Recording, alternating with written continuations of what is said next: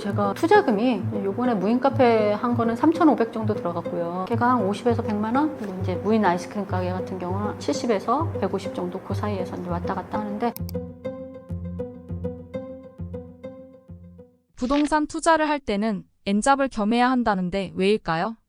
수입을 늘리는 방법에는 지출을 줄이는 방법이 있고 수입을 하나 더 늘리는, 파이프라인을 하나 더 늘리는 방법이 있어요. 근데 저는 예전에 이제 아이들 키우면서 직장 생활을 하면서 정해진 수입이 있었고 거기서 지출을 줄이는 방법이 있었을 텐데 저는 건물 청소를 하나 더 했어요. 건물 청소를 하나 더 해서 수입을 늘렸어요. 지출을 더 줄이려니 이렇게 사고가 줄면서 더 내가 좀 더 이렇게 위축되는 느낌이었는데 수입을 하나 더 늘리면서 내가 능력이 하나 더 늘어났다라는 자신감도 생기고, 중개업을 시작했을 때 중개업만으로도 충분히 이 현금 수입이 되게 컸는데 어느 순간 이게 끊길 수가 있다라는 생각은 전혀 안 했던 것 같아요. 중개 수입이 23년도에 거의 0에 가까운 수입이 됐어요. 이 수입이 0이 되면서 원래 고정 지출이 있잖아요. 이자도 있고 아이들 교육비도 있는데 이런 것들에 대한 대비가 하나도 안 되어 있다라는 게 저한테는 되게 큰 불안을 줬던 것 같아요. 그래서 그때 시작했던 게 고시원이었고, 고시원 시작하고 그 다음에 시작했던 게 이제 무인 사업들, 무인 아이스크림이나 무인 카페. 거기다가 그때는 수익률을 먼저 봤던 것 같아요. 수익률 계산을 하다 보니 호프집, 내가 조금 노동을 가미하면 수익률은 더 커질 것 같아 해서 이제 호프집까지 이제 생각을 하게 됐고 실행을 하게 된 거죠.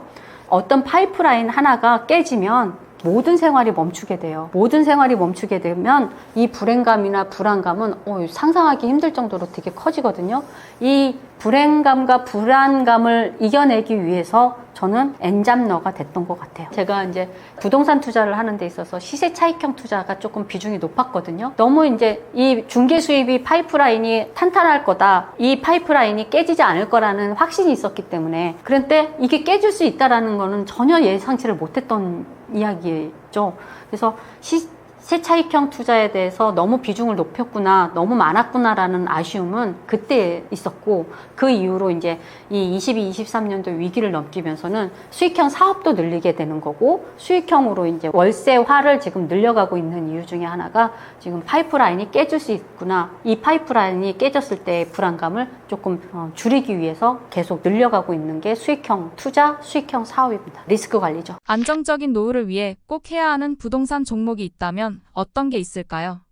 부동산 투자는 이제 제가 해본 투자라고 얘기한다고 치면 어쨌든 종목에는 여러 가지가 있잖아요. 토지도 있고 주거용 투자도 있고 주거용도 있고 상업용도 있고 공장도 있고 지산, 오피스텔 여러 가지가 있는데, 노후를 위한 투자라고 한다고 하면 수익형 투자로 이제 어쨌든 넘어가야 돼요. 현금 흐름, 이제 달달이 나오는 현금이 있어야 되는 게 맞는데, 이 수익형 투자를 어느 상품으로 할 것이냐는 본인의 상황이나 본인의 스타일에 따라서 다를 것 같아요. 근데 제가 해본 경험으로는 상가나 지산이나 이런 건 공실의 위험이 되게 크더라고요. 그러니까 꼭 들어가야, 이제 임차가 있어야 공실이 없는데 임차인을 구하는 데 있어서 한정적이에요. 그러니까 수요가 한정적인 상품이다 보니까 공실의 위험이 더 커지는 것 같아요. 그래서 공실이 있으면서 리스크가 커지는 거는 결국은 이자 부담이잖아요. 이자 부담이 있고 이자가 아니더라도 내가 이 금액을 다 투자했다라고 해도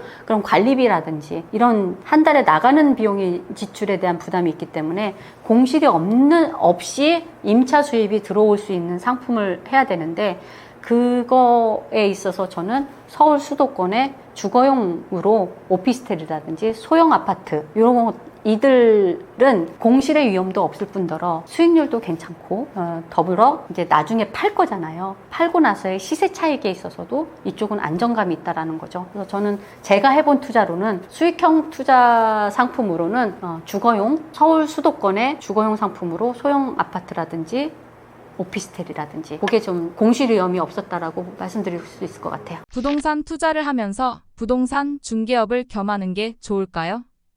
저는 중개업이 저한테는 부동산 투자에 있어서 되게 도움이 많이 됐어요. 왜냐면 시장 흐름을 빨리 캐치할 수 있었고요. 시장 흐름을 빨리 캐치할 수 있었던 데는 어쨌든 매매 거래라든지 전월세 거래라든지에 대해서 좀 뜸해지네, 좀 많아지네 하는 것들을 바로 시장에서 바로 이렇게 볼 수 있었고, 더불어서 이제 투자자들 있잖아요. 투자자들하고 이렇게 오고 가는 손님들에 의해서 그 시장 흐름이 어떻게 돼가고 있구나, 투자자들이 많이 오나 실거주자들이 많이 오나 아니면 어떤 쪽으로 많이 가고 있다라는 얘기들을 그분들을 통해서 들을 수 있었고, 또 대출 상담사라든지 법무사님들이라든지 그분들을 통한 이제 시장에 대한 얘기들을 많이 들을 수 있었어요. 그래서 이쪽으로 가고 있구나, 저쪽으로 가고 있구나, 이 상품으로 가고 있구나, 어느 쪽으로 돈이 흘러가고 있구나 하는 것들을 조금 더 빨리 캐치를 할 수 있어서, 저는 중개업을 하면서 부동산 투자를 하는 거는 이점이 많았다라고 봅니다. 그러니까 중개업을 하다 보면 내 경험뿐만 아니라 손님의 경험도 내 경험이 되는 거예요. 경험이 많아지죠. 경험이 많아지면 세팅 경험이라든지, 그러니까 어떤 종목을 살 것인지, 종목에 따른 노하우라든지, 세팅 노하우라든지, 다른 종목의 투자 경험까지, 노하우까지 다 경험할 수 있는 간접 경험이긴 하지만, 그분들의 얘기를 들으면서 내가 투자 방향을 어느 쪽으로 할 수 있는지, 어느 게 조금 더 안전한지, 그런 경험들을 할 수 있어서, 중개업을 하면서 부동산 투자를 한다라고 하면 저는 권해 드릴 수 있는 방법일 것 같아요. 소액 수익형 사업은 어떤 게 있을까요? 소액 수익형 사업에는 이제 여러 가지가 있어요. 제가 수익형 사업자 모임에 가보면, 무인 사업으로는 뭐 무인 카페, 아이스크림 가게, 코인 노래방, 연습장, 파티룸 여러 가지가 있고, 스터디 카페라든지 고시원도 하시고요, 에어비앤비, 단기 임대, 그냥 각자 맞는 사업을 하시거든요. 각자 스타일대로. 근데 이 파이프라인, 예를 들면 이제 어떤 분은 이제 유튜브 채널을 여러 개 하시면서 이걸 하나씩 파이프라인이라고 생각하시는 분도 계시는가 하면, 각자 할 수 있는 능력치에 따라서 다른데, 이걸 큰 욕심을 갖지는 않아요. 하나씩 파이프라인을 만들어서 내가 현금 흐름을 조금 다각화한다라는 생각으로 하시면 하실 수 있는 일들이 많을 것 같아요. 저 같은 경우는 무인 사업으로 무인 카페랑 무인 아이스크림 가게를 하고 있고, 이제 고시원은 했다가 이제 팔았고, 호프집을 하고 있는데, 이런 사업들에 있어서 내가 무슨 큰 수익을 만들 거야, 큰 대박을 칠 거야, 이거로 내가 어떤 로또 당첨처럼 이렇게 만들 그런 욕심이 아니라고 하면 충분히 만들 수 있는 현금 파이프라인이라고 생각합니다. 이건 그냥 제가 궁금해서 그런데, 무인 카페에서 얻을 수 있는 수익이 대충 얼마 정도? 제가 이제 투자금이 요번에 무인 카페 한 거는 3,500 정도 들어갔고요. 3,500 정도 들어갔고, 우리 딸내미가 지금 대학생인데 걔가 관리를 해요. 걔가 한 50에서 100만 원? 그 사이에 이제 가지고 가는 거죠. 그리고 이제 무인 아이스크림 가게 같은 경우는 아빠가 하고 있는데, 아빠 말로는 한 욕심 안 내면 70에서 150 정도 그 사이에서 이제 왔다 갔다 한다라고 하는데,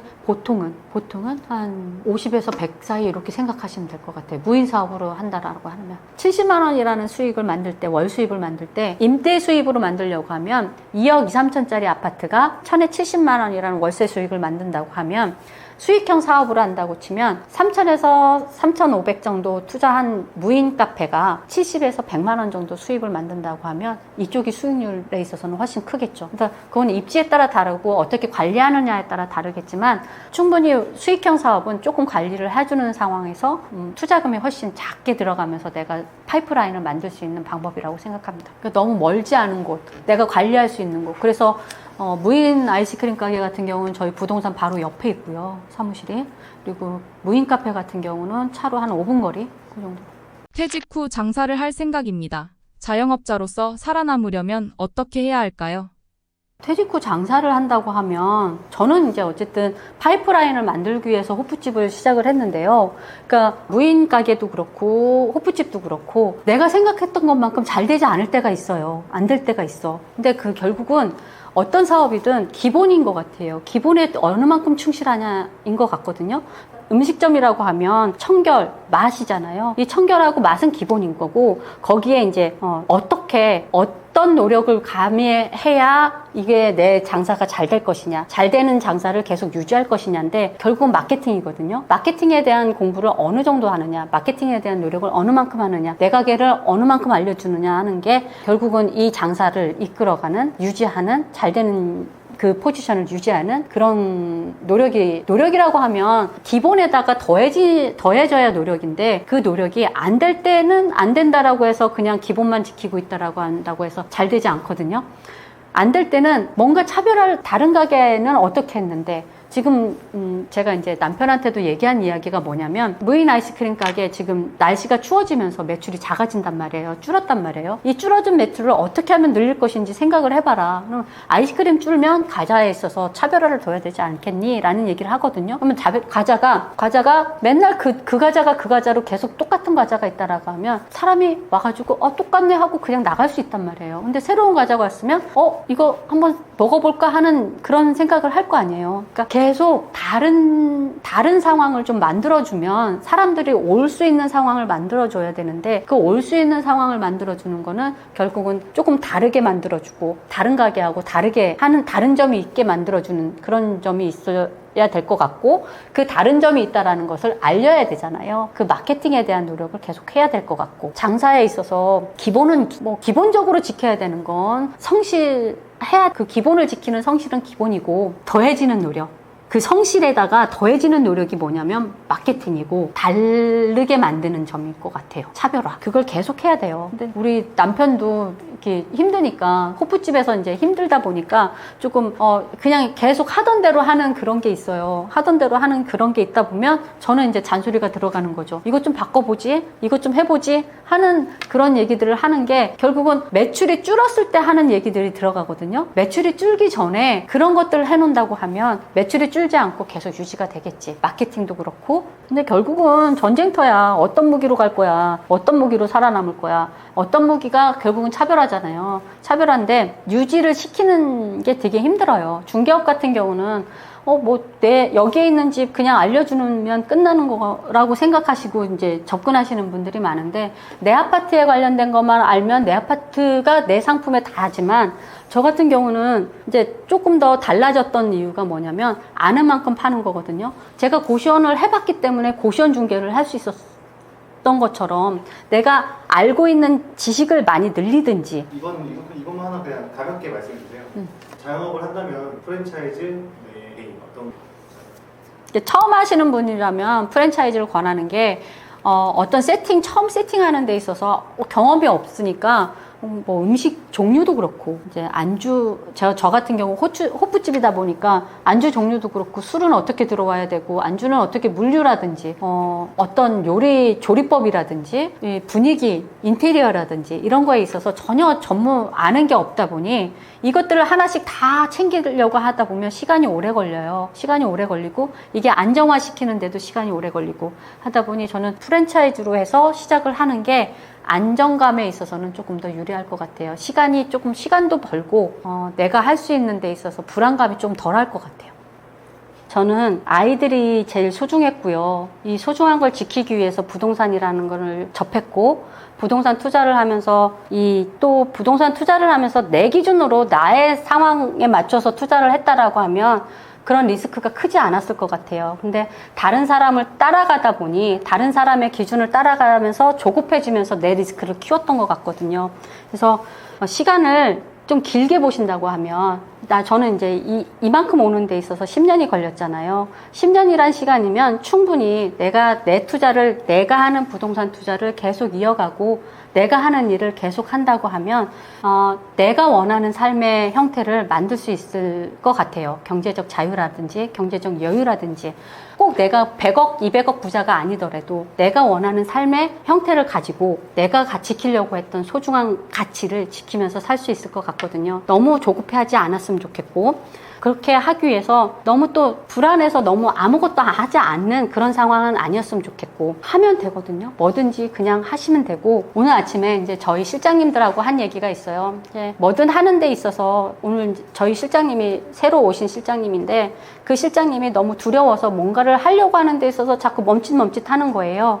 그러면 그러지 말고 닥치면 하게 되고 그냥 하면 하게 되어 있다. 하려고 했던 게 되어 있을 거다. 그냥 너무 두려워하지 말고 불안해하지 말고 네가 하려고 했던 거 그냥 해라 라고 얘기를 했거든요. 그러니까 조급한 마음 없이 하려고 했던 거 계속 해가다 보면 어느 시간이 지난 다음에 그게 이루어져 있는 시기가 올 거예요. 그러니까 너무 조급해하지 않았으면 좋겠습니다. 안녕하세요. 영통에서 중개업을 하고 있는 최은주입니다. 이번에 그래도 부동산이라는 책을 출간했고요. 이 출간한 계기로 유튜브에 출연하고 있는데요. 오늘은 떠먹여주는 TV에 출연하게 되었습니다.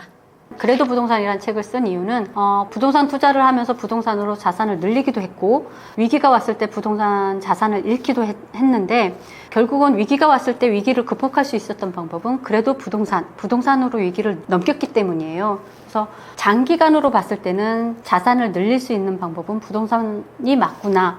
안전자산으로는 부동산이 맞구나 하는 생각을 하고요. 이 책을 읽어봤으면 하는 독자층은 결국은 부동산을 투자하려고 하시는 분들, 부동산을 투자를 하면서 너무 장밋빛을 가지고 이것만 사면 내가 부자가 될 거야 라는 생각을 하시는 분들, 혹은 또 부동산 투자를 해봤는데 리스크가 왔을 때 어떻게 위기를 넘겼을까 하는 궁금증이 있으신 분들, 그런 분들을 읽어봤으면 좋겠습니다.